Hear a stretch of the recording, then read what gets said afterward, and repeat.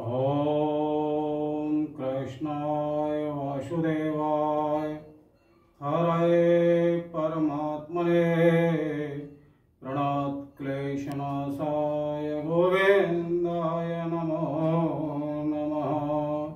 बोलो बाल गोविंद भगवान की जय। एक समय का प्रसंग है। देव ऋषि नारद भ्रमण करते हुए और ब्रह्मलोक में पहुंचे और वहां जाकर ब्रह्माणी जी को नमस्कार करके और कहने लगे, हे माता जी, हे माता, पृथ्वी लोक में और तीनों लोक में माता अनुसुईया के सतीत्व का, सती होने का और यश फैल रहा है। और माता से विदा लेके और फिर कैलाश पर्वत पर और भगवान शंकर के यहाँ पहुंचे। वहां पार्वती जी से और कहने लगे कि हे माता, अनुसुईया का और पृथ्वी पर और तीनों लोकों पर सतीत्व का, सती का और यश फैल रहा है। क्षीर सागर में और भगवान विष्णु के यहाँ पहुंचे और माता लक्ष्मी से कहने लगे कि हे माता, अनुसुईया जी का और तीनों लोकों में और सतीत्व का, सती का यश फैल रहा है। तब तो ब्रह्माणी, रुद्राणी और माता लक्ष्मी तीनों ही और आपस में वार्तालाप करने लगी और कहने लगी कि पृथ्वी लोक में भी मनुष्य योनि में जब हमसे ऊपर सतीत्व के हो जाएंगे तो हमारा क्या काम है। तब तो ब्रह्मा, भगवान शंकर और विष्णु जी से, ब्रह्माणी ब्रह्मा जी से, पार्वती भगवान शंकर से और माता लक्ष्मी विष्णु जी से और कहने लगी कि आप और पृथ्वी पर जाकर अनुसुईया के और सतीत्व की परीक्षा लें। तब तो देव कहने लगे, विष्णु जी कहने लगे, हे प्रिय, अनुसुईया का जो सतीत्व है वह यश के काबिल है,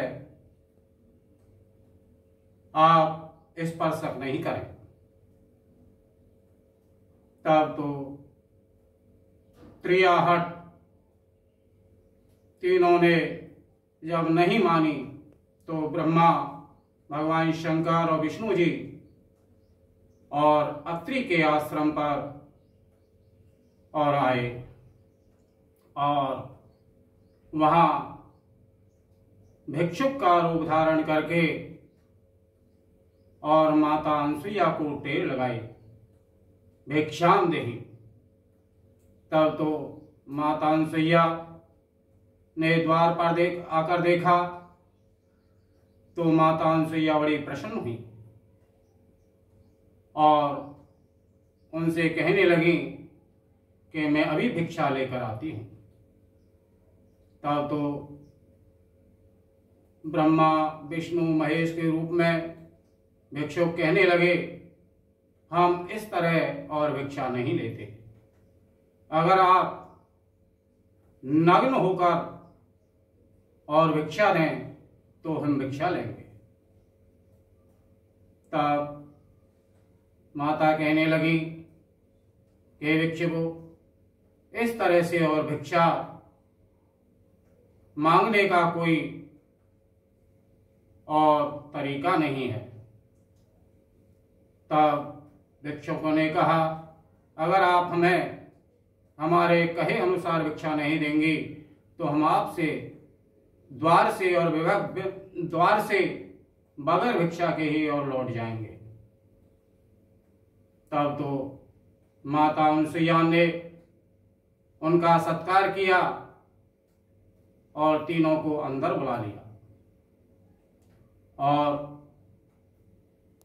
हाथ में जल लेकर और संकल्प करके, और माता ने कहा, अगर मैं सतीत्व मेरा अखंड है, मैं सती हूं, तो ये तीनों भिक्षुक और बालक बन जाएं। तब तो ब्रह्मा जी, भगवान शंकर और भगवान विष्णु तीनों बालक रूप में और परिवर्तित हो गए और रोने लगे। तब माता ने और तीनों को और अपने आंचल का दूध पिलाया। इधर जब बहुत समय हो गया तो ब्रह्माणी, माता पार्वती, माता लक्ष्मी और बड़ी चिंतित हो गई कि हमने और अपने पतियों को अनसुईया के सतीत्व की परीक्षा के लिए इन्हें भेजा, लेकिन उनको बहुत समय व्यतीत हो गया, वह कहाँ चले गए। तब फिर घूमते हुए और देव ऋषि नारद और ब्रह्माणी, पार्वती और लक्ष्मी के पास पहुंचे और तीनों से कहा कि वह आपके पति और बालक रूप में और अनसुईया के यहाँ और खेल रहे हैं। अगर आप अपने पतियों को वापस पाना चाहती हैं तो पृथ्वी लोक में जाकर और अनसुईया से क्षमा मांगें, आपको अपने पति मिल जाएंगे। तब तो ब्रह्माणी, पार्वती और माता लक्ष्मी अनसुईया के यहाँ अत्रि के आश्रम पर पहुंची और माता अनसुईया से और क्षमा प्रार्थना करने लगी। तब माता अनसुईया ने कहा कि आप अपने अपने पतियों को पहचान लो, मैं इनको पूर्ण रूप में और फिर परिवर्तित कर दूंगी। लेकिन ब्रह्माणी, पार्वती और माता लक्ष्मी तीनों को और नहीं पहचान सकी, अपने अपने पतियों को और पहचान नहीं सकी। तब माता से प्रार्थना की। तब अनसुईया ने और भगवान विष्णु, भगवान शंकर और ब्रह्मा जी को और अपने रूप में परिवर्तित किया और तब तीनों देवी ब्रह्माणी, पार्वती और लक्ष्मी अनसुईया से क्षमा प्राप्त करके क्षमा मांगकर और अपने लोक को और लौट गईं। एक बार अत्रि अनसुईया ने कुलाचल पर्वत पर वृक्ष तीर्थ में एक पैर पर खड़े होकर और 100 वर्ष तपस्या की। तब तीनों देव प्रकट हुए और उन्होंने कहा, वरदान मांगो। तब अत्रि कहने लगे कि मैंने तो केवल एक विष्णु को और बुलाने के लिए तपस्या की, आप तीनों कैसे प्रकट हुए। तब ब्रह्मा, विष्णु, महेश कहने लगे कि हम तीनों ही और आपसे प्रसन्न हैं, आप वरदान मांगो। तब तीनों ने वरदान दिया कि हम आपके पुत्र के रूप में और आपको प्रकट होंगे।